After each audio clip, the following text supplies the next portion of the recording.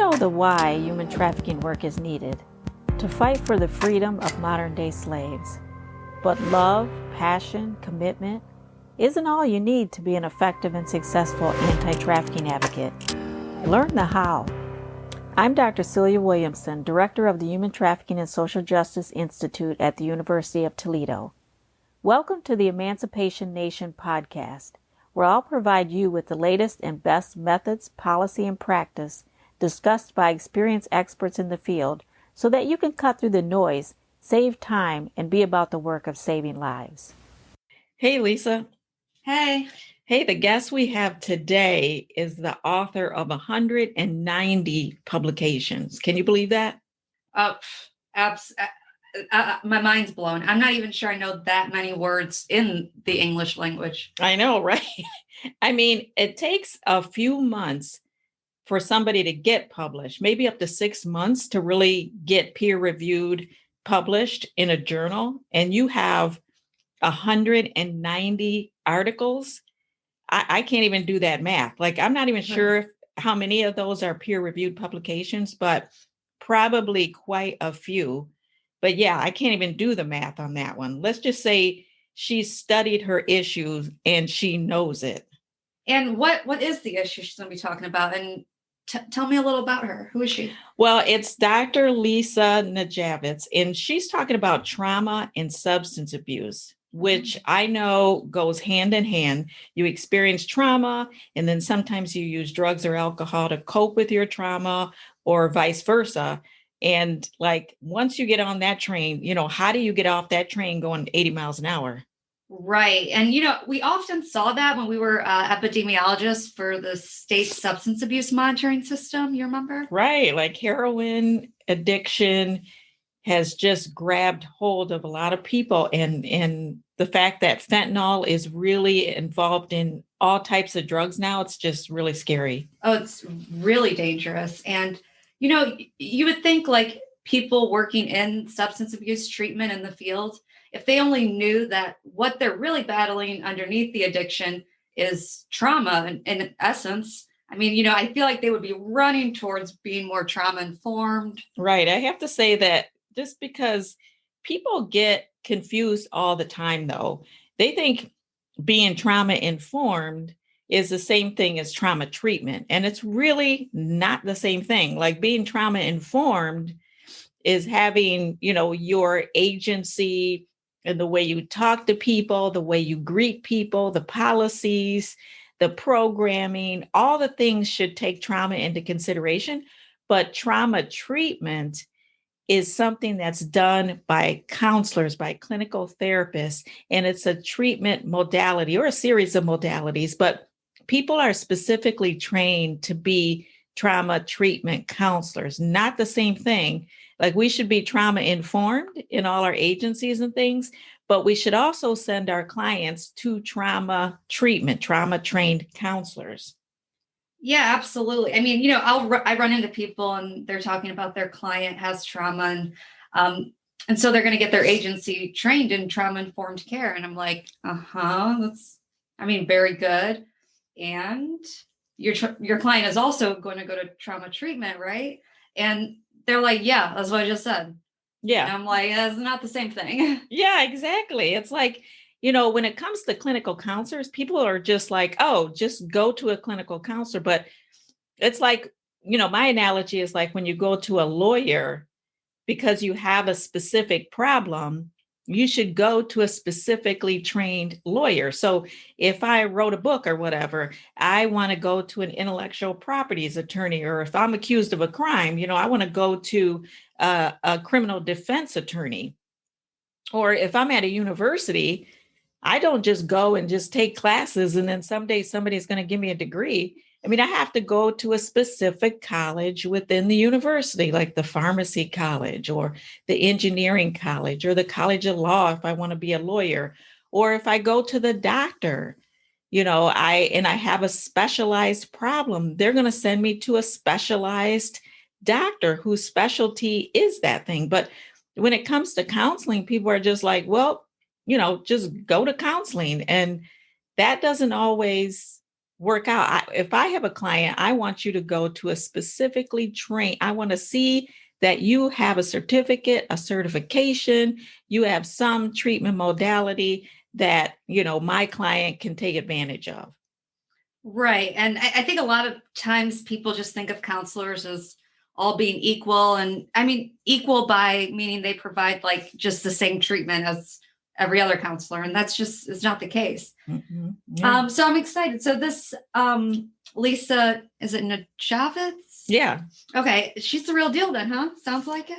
Yeah. I think once you hear this interview, you'll be convinced that in addition to getting your clients that have suffered trauma to a good trauma trained therapist, that you as an advocate can come alongside them and help them address their trauma and their drug addiction by using some of Lisa's material. So without further ado, my interview with Dr. Lisa. Welcome to the Emancipation Nation podcast. Today we have Lisa Najavits, and she is an adjunct professor at the University of Massachusetts Medical School, and she's also the director of treatment innovations. So she was on the faculty of Harvard Medical School for over 25 years. She's been a research psychologist at Veterans Affairs healthcare system in Boston for 12 years. She's consulted with SAMHSA, National Institutes of Health, Department of Veterans Affairs Administration, just all kinds of major government and non-government entities. She is a powerhouse. And I remember just being a practitioner back in the day and finding some of her materials, which we're going to mention today. And they were really so powerful, so helpful with the women that I was working with. And that was, I don't even know, like almost a decade ago or more. And those materials are still very, very relevant because they get to the core issue. So I'm so excited. I just happened to email her. I looked at her book and I thought, I wonder what she's doing. And I emailed her and she emailed me right back and said, yeah, I'd love to be on the podcast. So she's still very active in what she does. And she's even going to talk about research studies that she's currently involved in, and she needs a little help out there with some of our advocates. So thank you and welcome, Lisa. I'm so happy that you had time to join me. Thank you so much. And I am thrilled to hear about the work you do and your network of people who are trying to help victims and survivors of trafficking. I just think the work you are doing is unbelievably important, and anything I can do to help, I want to. Well, and Lisa, many people have used your materials, have successfully helped survivors of all kinds of violence and experience. So, yeah, you've been amazing in the work that you do. So tell us a little bit. I know you do work in the area of trauma, but also trauma and substance abuse or substance use disorder. So can you talk a little bit about that? Definitely. Early in my career, I was working on an addiction study, and what came to light was that a lot of people who have addictions also have trauma. And of course, that makes sense. I think we would all say at this point, duh, right? It's obvious that people don't turn to substances for no reason. Typically, they have had a really tough life, whether it's from child abuse, from trafficking, from any kind of trauma we can imagine, domestic violence, from military service, and so on. So I became early in my career very interested in this connection. And at first I thought it would just be a few years. I would focus on that and then move on to something else. Well, here I am over 30 years later and feel like I've just tapped the tip of the iceberg. It is such an important connection. And we know that people often reach out for substances, but also other addictive behavior when they've gone through overwhelming, painful events. They reach out for substances. They also reach out for things like gambling, food, internet, pornography, sex. Some people, it's excessive work, it's excessive exercise, it's any kind of excessive behavior that's designed to soothe, but ultimately can be used too much. That is so interesting. And so, how did you come about? Talk a little bit about how you took this research and really translated it into the Seeking Safety book that made it so easy to understand and help people to work through issues. How did you even come about that? Yeah, basically, I got my first grant in 1992. So I was brand new in my career, had just completed training in clinical psychology. And this first grant was to develop a treatment related to substance abuse and trauma. And what I really began to think about was how might you address trauma in the context of this incredible vulnerability of addiction? Because we know that when people are in the throes of addiction, active using, their lives are chaotic. They're often in very unsafe relationships, unsafe situations. If you try to take them back into their trauma story at that point, you're going to unleash what we call Pandora's box. You're going to unleash this flood of emotion and memory that may be way too intense for them at that point. So essentially, what got conceptualized was, what if we just focus on safety? So we're still talking about trauma every step of the way, but we talk about it in the present, not going back into the trauma narrative. And so the idea is we focus on coping skills and education. So instead of going back into what happened when and who did what and what that felt like, we go into how does it impact you now? And what can you do about it? If you're having flashbacks, if you can't sleep at night, if you're having nightmares, if you're getting into struggles with people, if you feel like you have no energy or motivation, if you want to die, what can you do today? So Seeking Safety was developed as a way to provide each topic, each session of Seeking Safety is a different safe coping skill. So for example, there are interpersonal skills. So, for example, asking for help. How can you just ask for help right now? Setting boundaries in relationships. How can you set healthy boundaries? And on and on. There are cognitive skills. So, for example, creating meaning. What are the meanings, the stories you tell yourself, and how can those be shifted toward recovery? Behavioral topics, for example, taking good care of yourself. How can you just find ways, even if you've had neglect or abuse or other things, how can you find ways to take healthy care of yourself? We have a gazillion topics, so it seems, but it's 25 topics, but we also have a wider list of safe coping skills. And throughout the model, we go into the concept of empowerment, that there's not one right way ever. There are a myriad of different ways, and it's up to you to figure out what will work for you. And if something doesn't work, let it go, try something else. And even though we have a lot of different coping ideas in Seeking Safety, what we always encourage is come up with ways that work for you. You may come up with ways that aren't sitting here on the page, but that you have discovered or you want to try out. And as long as it's safe coping, it's good coping.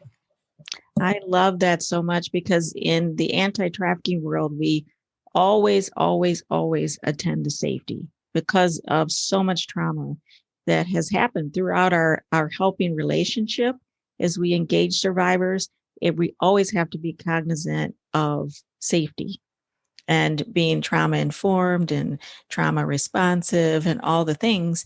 But some of us don't understand how to translate that into practical day to day engagement, or we can't explain to survivors how that manifests in real life day to day. And that's what I like about the Seeking Safety manual, is that there are coping skills. You touch on behavioral thinking, feeling, all of the ways that you can help yourself or help survivors to learn coping skills to increase their safety. I mean, that is very practical.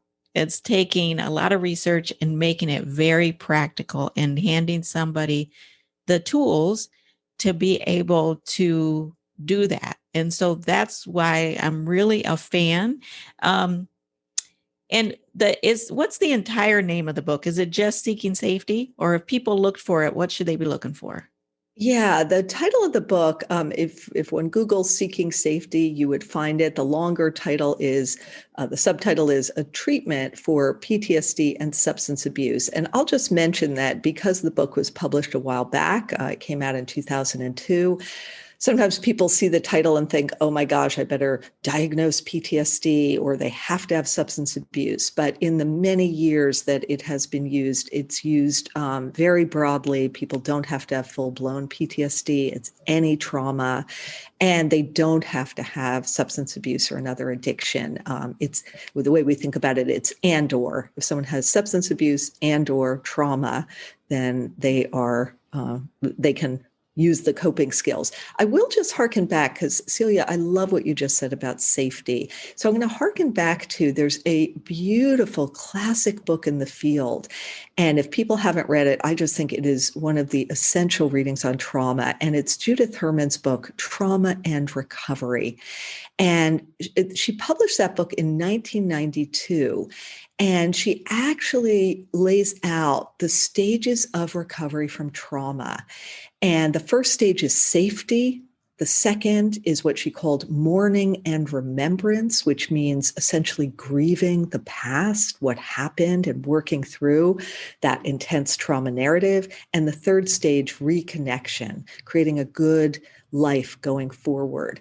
And I'll just mention that it's sort of a little twist of history here, that what happened was I didn't actually read that book until I'd already been most of the way through developing Seeking Safety.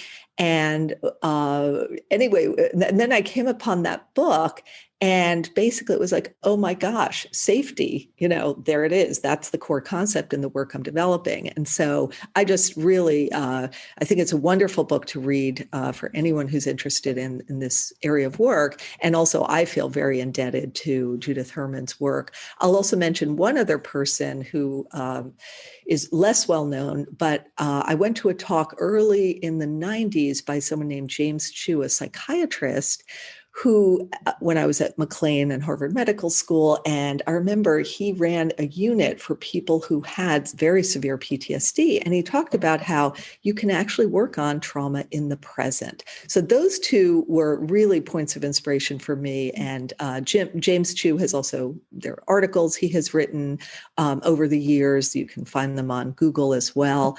But I just want to do a shout out to those very important early people writing about trauma. That's awesome. So if people were to use the Seeking Safety guide, how do you suggest they best use it? Is it best one-on-one, in group? Do they give it to their clients to do? How does that work? Yeah, great question. So basically, Seeking Safety can be done in group or individual. And I would say most programs do it as group because most programs really don't have access to enough providers to do individual. So it's been used in both. And basically the format, all of the material is identical, whether it's done in group or individual. And I appreciate your focus on practicality. So I'll just mention briefly, the session starts with a check-in that's just brief to sort of see where the client is at or the person is at. And then it moves into the material. It also has a quotation that's designed to be a point of inspiration at the beginning of the session, trying to really connect with people emotionally.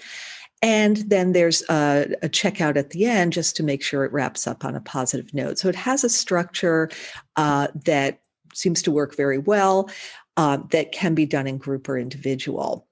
I will mention also that there is another model called Finding Your Best Self that I worked on over a many-year period that was published in 2019. So that's more recent. It's completely separate from Seeking Safety, but I'll briefly mention it here because it was really designed to also tap into the many people and systems where there may not necessarily be people who feel comfortable picking up a book like Seeking Safety. Seeking Safety is used very broadly. There are some people who just get it and use it. Seeking Safety does not require formal training or supervision, certification, none of that stuff. It's very public health oriented. Anyone can use it. It's been done by peers. It's been studied and scientifically found that peers can do just as well as professionals with it. So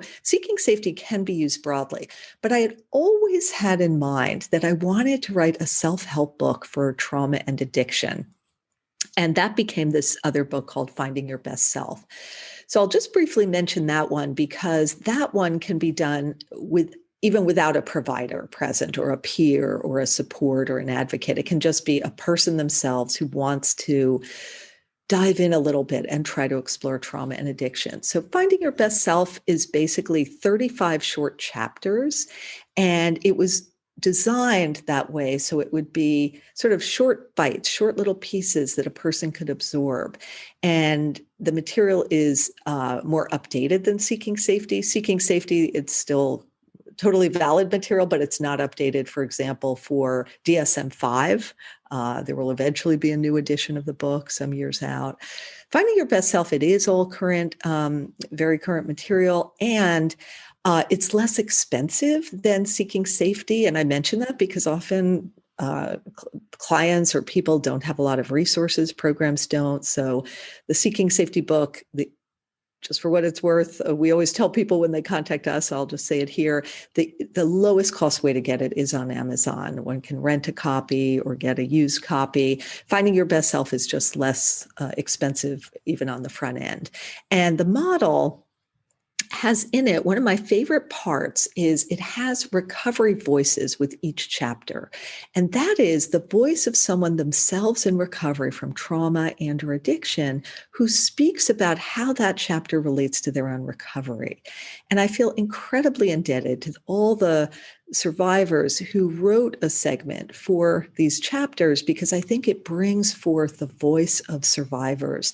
And that is so often a needed point of inspiration for people who are right in the midst of their struggles. So that part I really like. It also has a lot of exercises that people can do directly. And I'll just name a few examples of the types of chapters to get a feel for it. There's one, for example, on social pain. What is it like to feel stigma, to feel devalued, to feel kind of like a throwaway? There's a chapter called How to Survive a Relapse, which is what do you do if you kind of go backwards, whether with trauma symptoms or addiction, how to pick yourself up from that. There's a chapter called What the Wounded Can Give Back, which is about how so many of people in the field themselves have their own history of trauma and or addiction. There's a chapter called The Decision to Grow, the idea that one has to kind of make a decision to keep growing, to be able to progress in recovery, and how to kind of own that decision. So on and on, many different ones. But I just want to highlight that because whether Seeking Safety or Finding Your Best Self, the goal of these is practical materials. That is so awesome.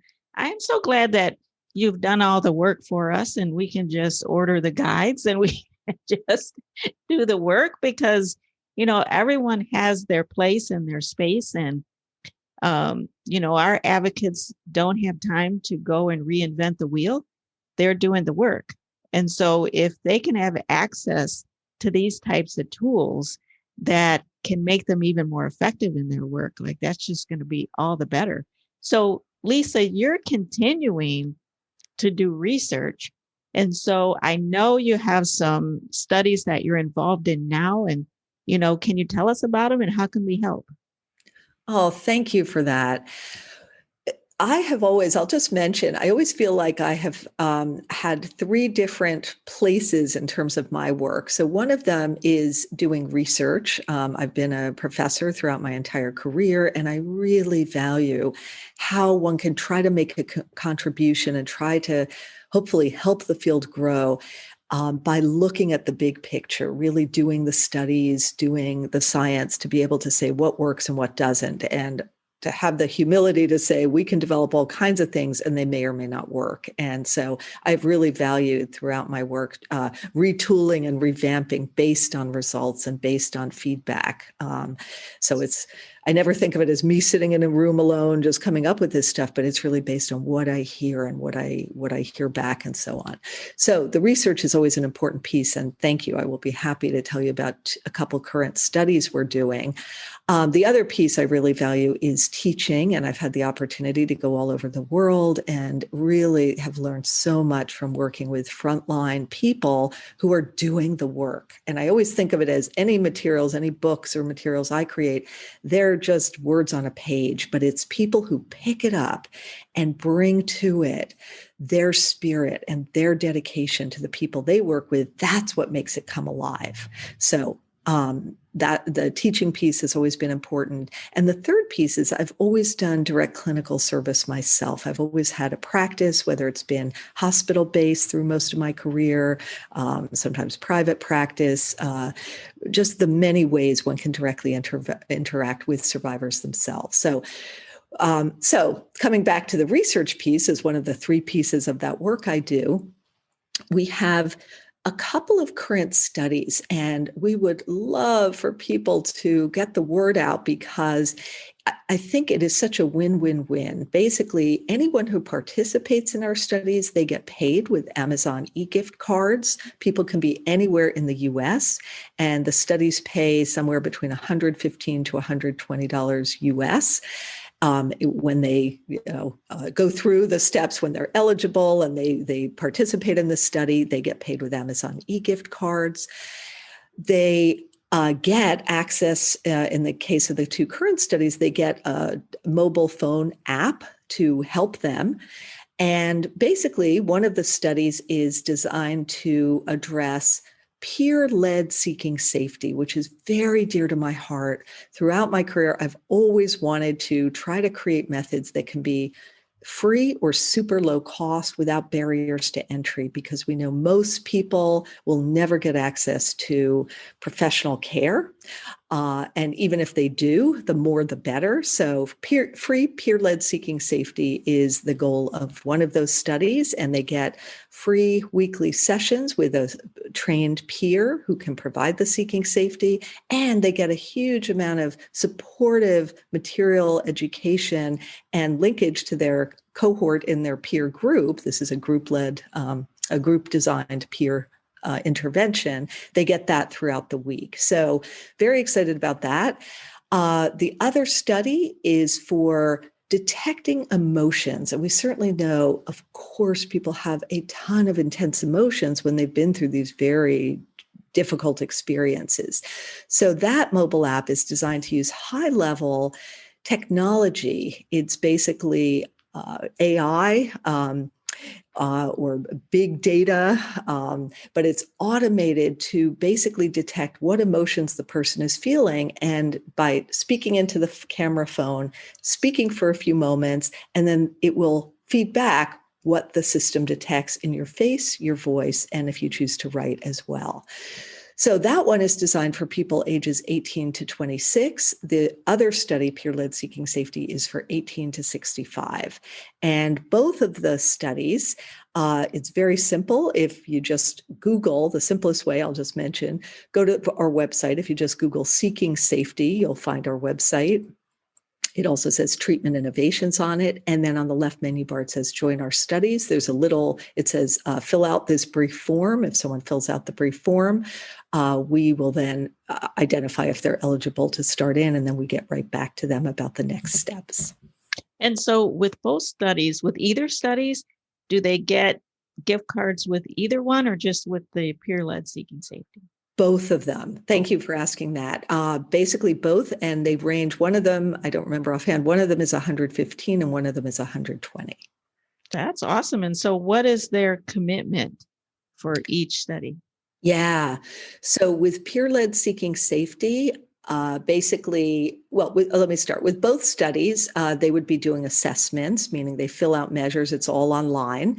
And we try to make it brief. It doesn't take terribly long, but basically they fill out measures on the front end so we know how they're doing now. And then they'll fill out measures at the end so we can see the change. And that's the scientific part where we are trying to learn from them what happens for them.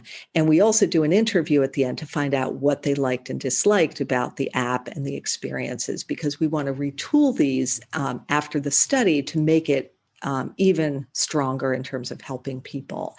And I'll add in addition to what they get during the study, they're also making a contribution to help us create better materials to help other survivors. So that's sort of the shared goal. So they basically do the assessments. If they're doing the peer-led seeking safety, we want them to be interested in participating in the sessions. It's once a week for an hour, and we want people who want that kind of help, but basically they just get on the session. It's a Zoom-based session. Most people are familiar with Zoom, but it's basically right there on the app. They click a button, they join the session, and they get that help. And basically then during the week, we hope that they will use the app to learn more, strengthen their skills is the bottom line.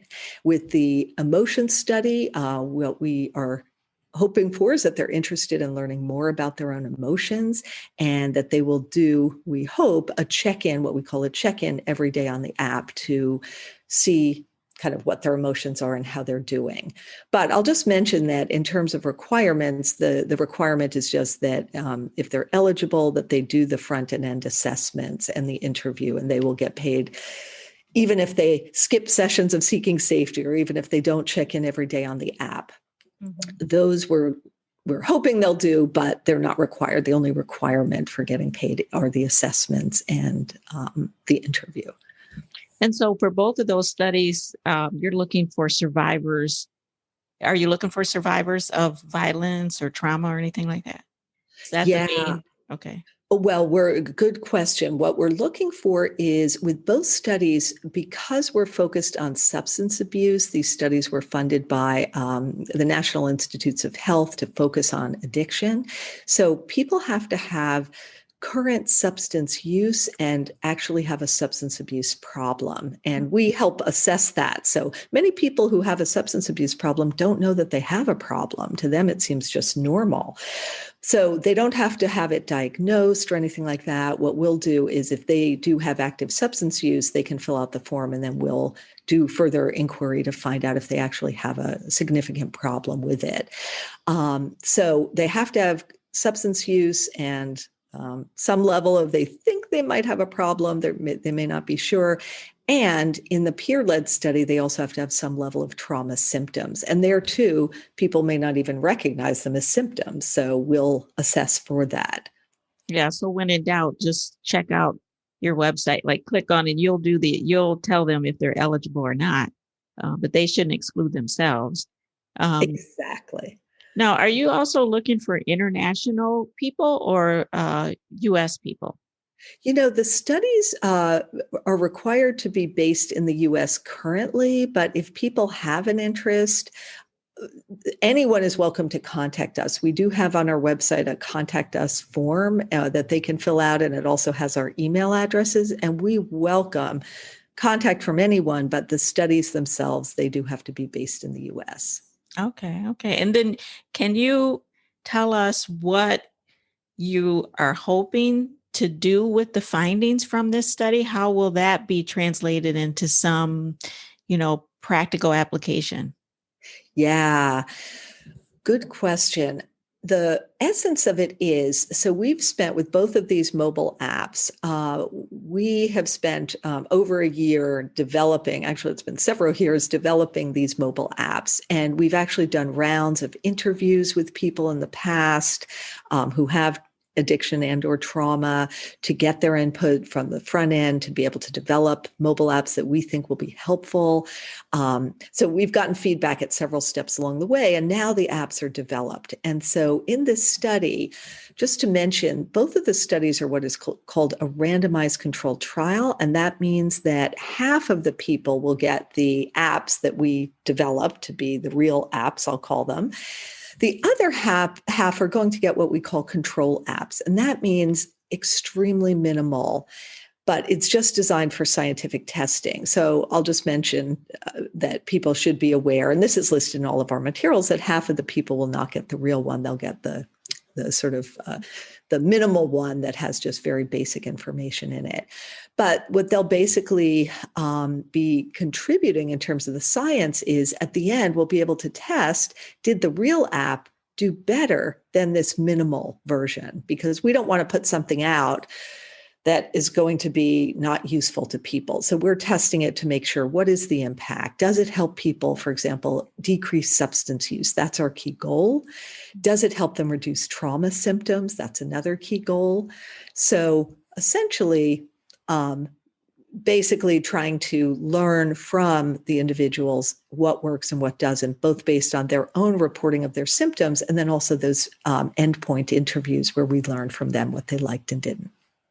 Wow, that is awesome.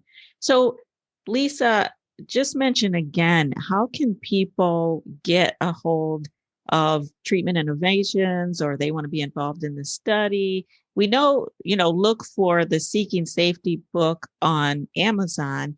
Is the other book, Finding Your Best Self, is that on Amazon as well? Yes, the other book is on Amazon as well. And it also, I think there are some used copies or things like that. Sometimes libraries have these books, that kind of thing. And our website, I'll just mention, the simplest way is www.seekingsafety.org. Or just Google Seeking Safety, you'll find our website, and it has our contact information. We also have every study done on Seeking Safety or other models that we've worked on. And you can freely download the research reports. You can also read the evidence base on these models.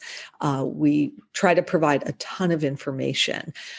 We also have some downloadable materials that are like examples of topics from Seeking Safety. If someone doesn't want to go and dive in and buy the book, we try to provide anything we can on our website. So the publishers of the books have allowed us to provide some free downloadable chapters from the books. You can take a glance and see if it feels like it will fit.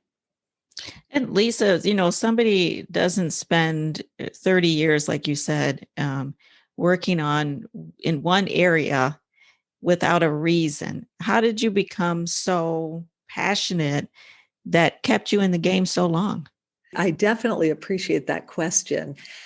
So for me, what I would say is my first love was doing clinical work. And so I went to graduate school in clinical psychology because I wanted to do therapy and counseling. And that has remained always my priority. I just really care about what one can do sitting with another individual. And that's why I really also appreciate, Celia, the work you're doing, and also your entire network, that they are directly working with people. Now, when I got out of graduate school, what I found was that managed care had just taken over in Massachusetts. This was in the early 1990s. And a clinical career was looking a little more difficult or tenuous. There were just a lot of changes happening at that point. And I did have, thank goodness, due to the background I got in my graduate program, I did have a really strong background in research. And so there was an opportunity to get a job in research as a project director of a big clinical trial trying to help people with substance abuse. And I thought, wow, that sounds super interesting. So I got involved, was hired as the project director, and one thing led to another. And then I really saw that research could have an impact and could try to take on questions you can't take on necessarily in just that day-to-day one-to-one or small group kind of scenario. So that became the research focus. I will say from a personal level, I myself had experienced trauma due to a violent assault back while I was in graduate school as a young adult. My family experienced very significant trauma themselves. So trauma really spoke to me in terms of my life history as well.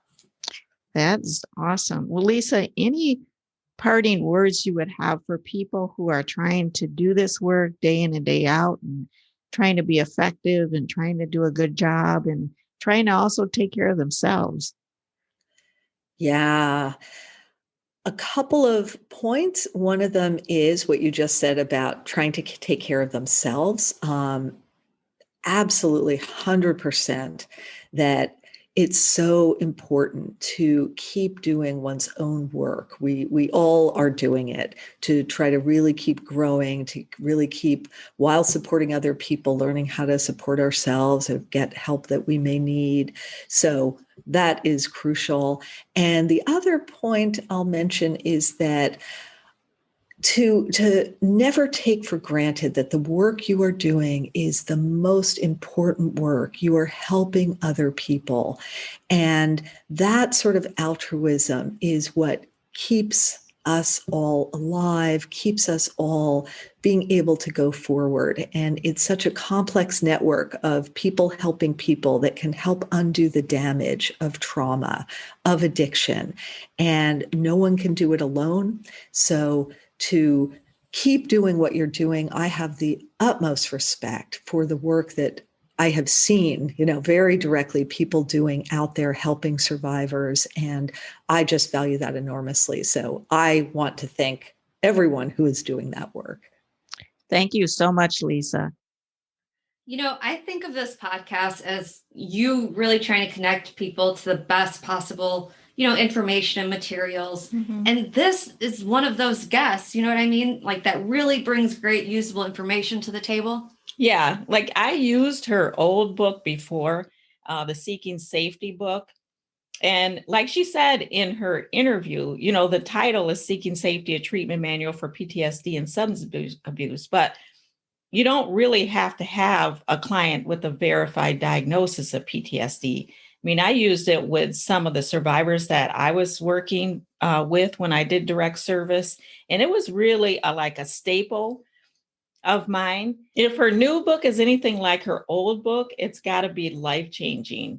I mean, because I think about the number of years she spent studying the issue after she wrote Seeking Safety and how much more she knows and is able to put into this new book.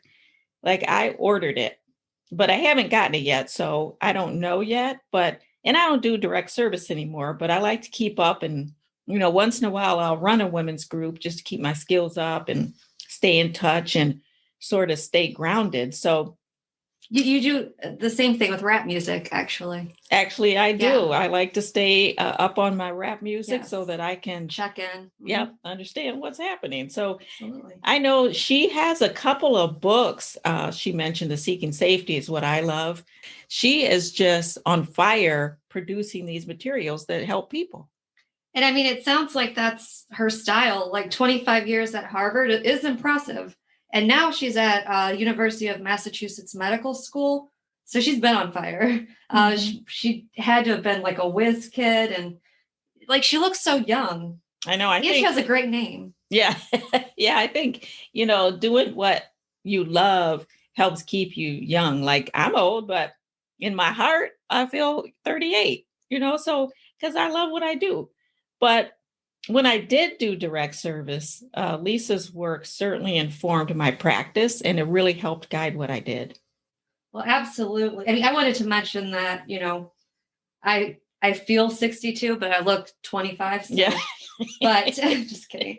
But I think we all have those guides in our lives, like Lisa, and some of those guides we clearly know are our guides. They're in our circles, and some guides, we never even meet.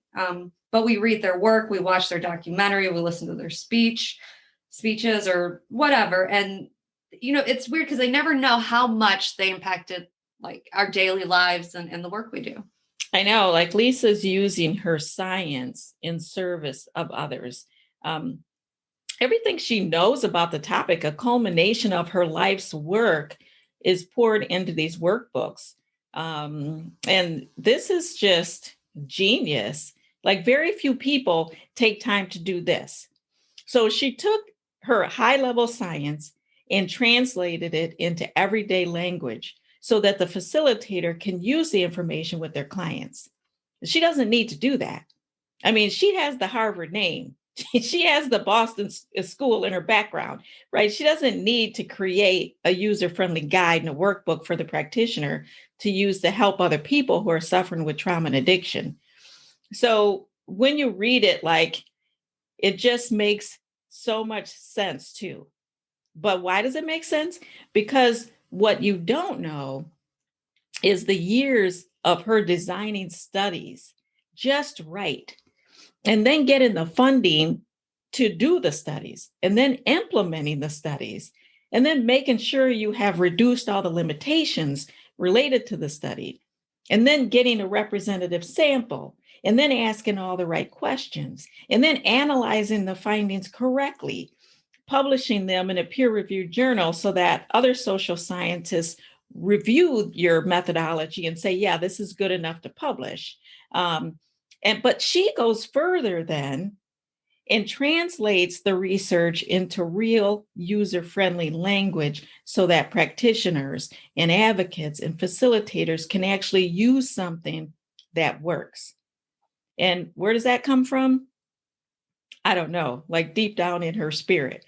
But I would guess it comes from her own experience with trauma and victimization and her own like real genuine desire to help people.